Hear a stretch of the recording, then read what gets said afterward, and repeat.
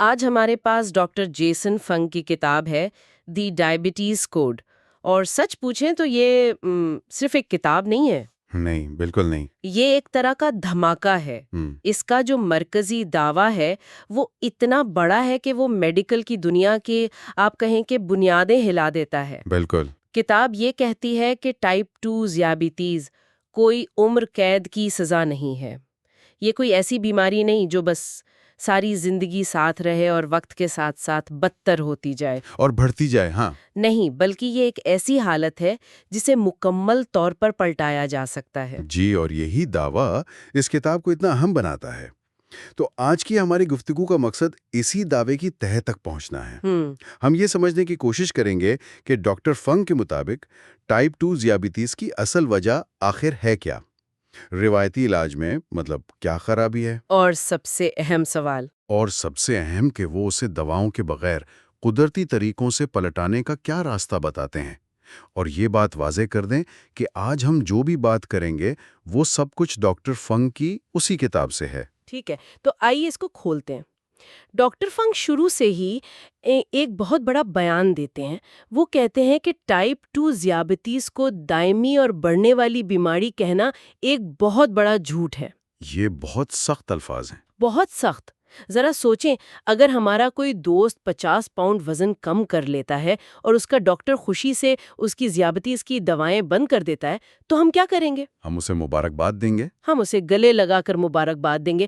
ہم یہ تو نہیں کہیں گے کہ تم جھوٹ بول رہے ہو، میرے ڈاکٹر نے تو کہا تھا یہ بیماری کبھی ٹھیک نہیں ہو سکتی۔ اور یہی اس کتاب کی بنیاد ہے۔ کتاب کا کہنا ہے کہ اگر ٹائپ 2 ذیابیطیز بنیادی طور پر ایک غذائی بیماری ہے، مطلب ہمارے کھانے پینے سے پیدا ہوتی ہے، تو اس کا علاج بھی خوراک سے ہی ہونا چاہیے۔ بالکل، اس کا علاج بھی خوراک سے ہی ہونا چاہیے، دواؤں سے نہیں۔ اور یہاں ایک بہت بڑا تضاد ہے جسے بہت سے مریض خود محسوس کرتے ہیں۔ اچھا؟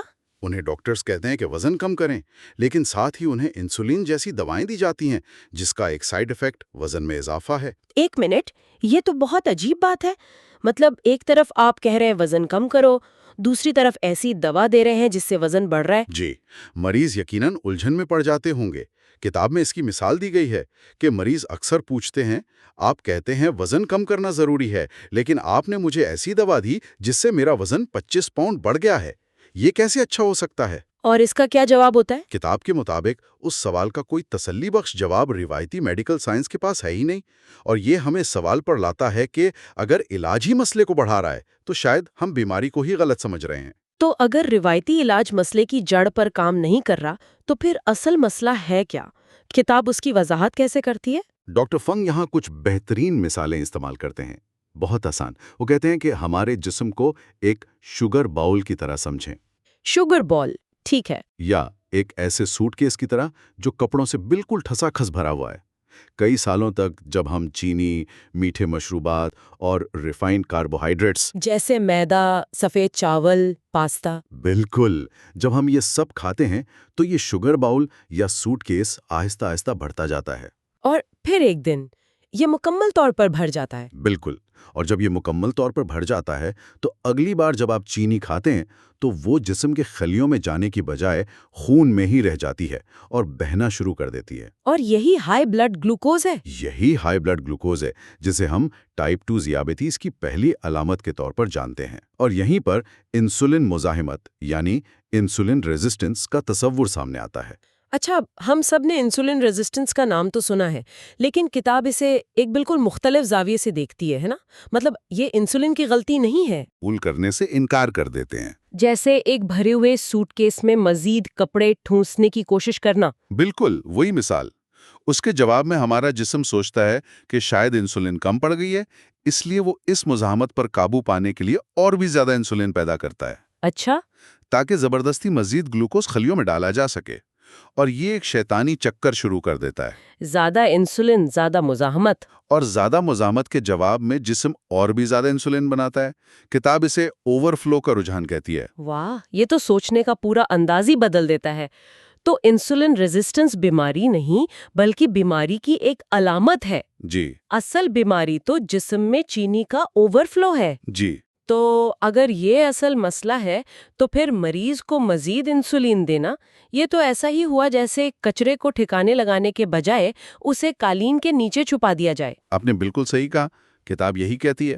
ٹائپ 2 کے مریض کو انسولین دینا پہلے سے بھرے ہوئے سوٹ کیس کو مزید زور سے بند کرنے کے مترادف ہے۔ یہ صرف خون سے گلوکوز کو ہٹا رہا ہے؟ جی، جہاں وہ ٹیسٹ میں نظر آتا ہے، اور اسے جسم کے دوسرے اعضاء جیسے جگر، کڈنی اور آنکھوں میں چھپا دیتا ہے، جہاں وہ نظر تو نہیں آتا لیکن زیادہ زہریلا اور خطرناک ثابت ہوتا ہے۔ تو بظاہر تو بلڈ شوگر کنٹرول ہو رہی ہے، لیکن حقیقت میں آپ بیماری کو پورے جسم میں پھیلا رہے ہیں۔ یہ تو بہت خوفناک بات ہے۔ مطلب ہم جس چیز کو علاج سمجھ رہی ہیں کتاب کے مطابق وہ دراصل بیماری کو بدتر بنا رہی ہے۔ اس کے نتائج کیا ہوتے ہیں پھر؟ اور اس کے نتائج بہت تباہکن ہیں۔ کتاب کے مطابق یہ چھپا ہوا گلوکوز جسم کے ہر خلیے کو اندر سے سڑانے پر مجبور کرتا ہے۔ یہی وجہ ہے کہ ذیابیطس کو خاموش قاتل کہا جاتا ہے، کیونکہ یہ ہر عضو کو متاثر کرتی ہے۔ تقریباً ہر عضو کو۔ کتاب میں اس کی ایک فہرست دی گئی ہے: آنکھوں کو نقصان اور اندھاپن جسے ریٹینوپیتھی کہتے ہیں، گردوں کا فیل ہونا یعنی نیفروپیتھی، اعصابی نقصان یا نیوروپیتھی جس سے پاؤں سن ہو جاتے ہیں اور کاٹنے پڑ سکتے ہیں، دل کے دورے، فالج اور یہاں تک کہ الزائمر جسے کچھ محققین اب ٹائپ 3 ذیابیطس بھی کہہ رہے ہیں۔ اور فیٹی لیور بھی؟ فیٹی لیور بھی اسی کا نتیجہ ہے۔ مطلب یہ کہ صرف بلڈ شوگر کے نمبرز کو نیچے لانا کافی نہیں ہے؟ بالکل نہیں۔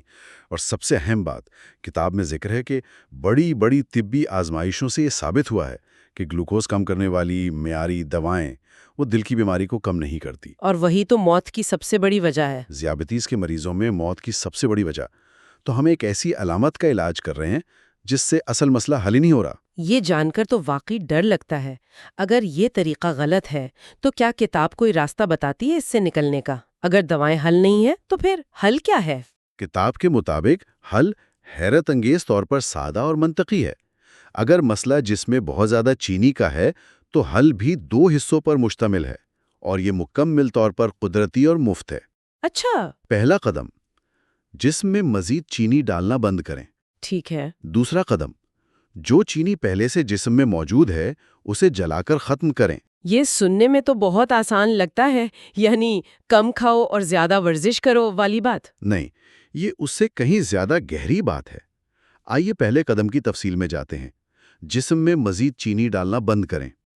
اس کا مطلب صرف میٹھے سے پرہیز کرنا نہیں ہے، اس کا مطلب ہے اضافی شوگر اور تمام ریفائنڈ کاربوہائیڈریٹس کو اپنی خوراک سے نکالنا۔ روٹی، نان، پاستا، سفید چاول، یہ سب پروٹین جیسے گوشت اور دالیں، ان کا استعمال بھی اعتدال میں رکھنا ضروری ہے، کیونکہ اگر آپ ضرورت سے زیادہ پروٹین کھاتے ہیں تو وہ بھی جسم میں جا کر گلوکوز میں تبدیل ہو جاتا ہے۔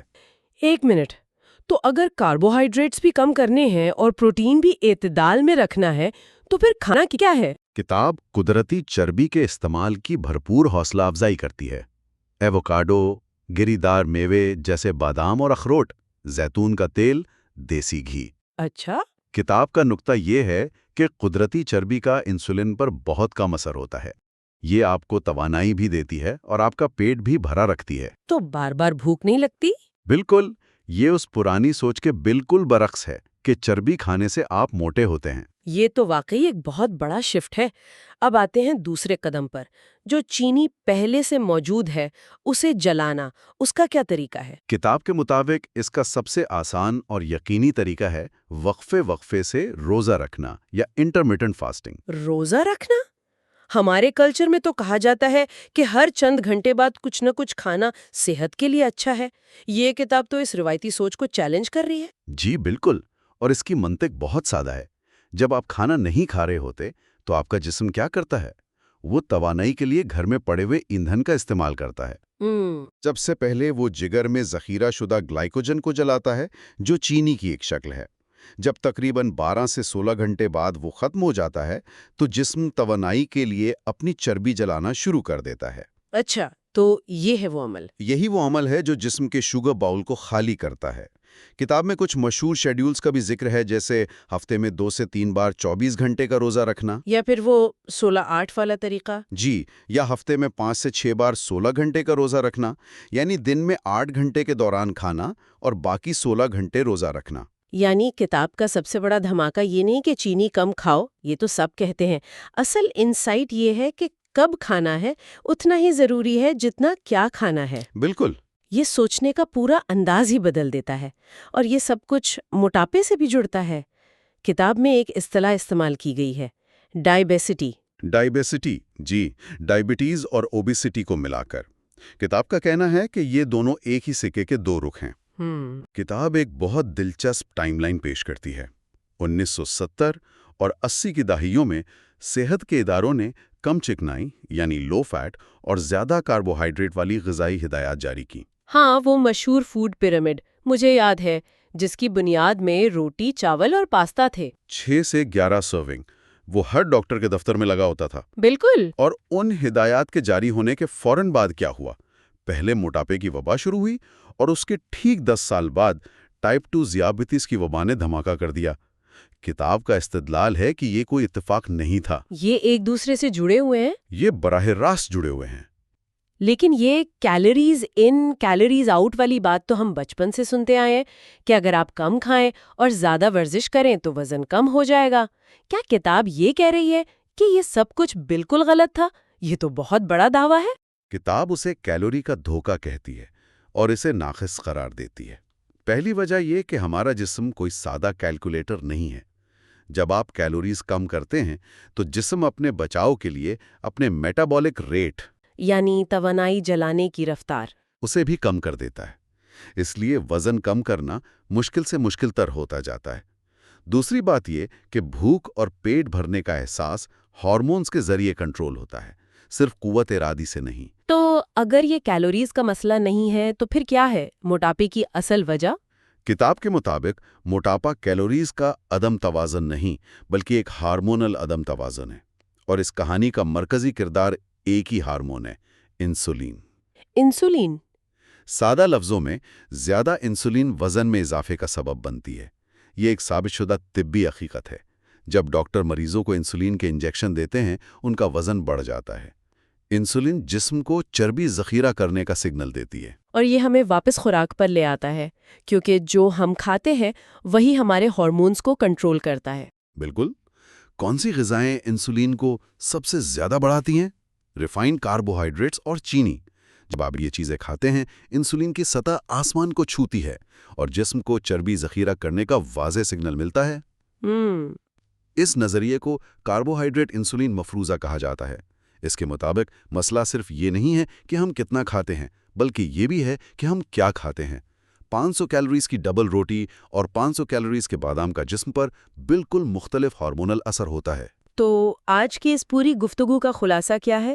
اگر میں صحیح سمجھی ہوں تو ڈاکٹر فنک کی کتاب ٹائپ 2 ذیابیطس کو ایک ناقابل علاج بیماری کے طور پر نہیں دیکھتی۔ جی نہیں۔ اس کے بجائے یہ اسے جسم میں اضافی شوگر اور اس کے نتیجے میں پیدا ہونے والی اضافی انسولین کی ایک قابل علاج حالت کے طور پر پیش کرتی ہے۔ یہ ایک ہارمونل مسئلہ ہے، کیلوری کا نہیں۔ بالکل۔ اور اس کا حل دواؤں میں نہیں بلکہ ہماری پلیٹ میں اور ہماری گھڑی میں ہے، یعنی اس بات پر توجہ مرکوز کرنا کہ ہم کیا کھاتے ہیں اور کب کھاتے ہیں۔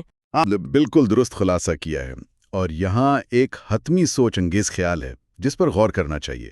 کتاب کا مرکزی استدلال یہ ہے کہ ہم دہائیوں سے بیماری یعنی انسولین مزاحمت کا علاج کرنے کی بجائے اس کی ایک علامت یعنی ہائی بلڈ شوگر کا علاج کرتے رہے ہیں۔ یہ ایک بہت بڑا سوال کھڑا کرتا ہے۔ بہت بڑا۔ اگر ٹائپ 2 ذیابیطس جیسی بڑی بیماری کی جڑ ہارمونل اور غذائی ہے تو اس کا ہماری مجموعی صحت اور تندرستی کے لیے کیا مطلب ہے، خاص طور پر آج کی اس دنیا میں جہاں پروسیسڈ فوڈز ہر جگہ ہیں۔ صحیح۔ کیا دل کی بیماری، ہائی بلڈ پریشر اور یہاں تک کہ کچھ اقسام کے کینسر جیسی دیگر بہت سی دائمی بیماریاں بھی اسی طرح غلط سمجھی جا رہی ہیں کیونکہ ہم ان کی علامتوں کا علاج کر رہے ہیں، ان کی اصل جڑ کا نہیں؟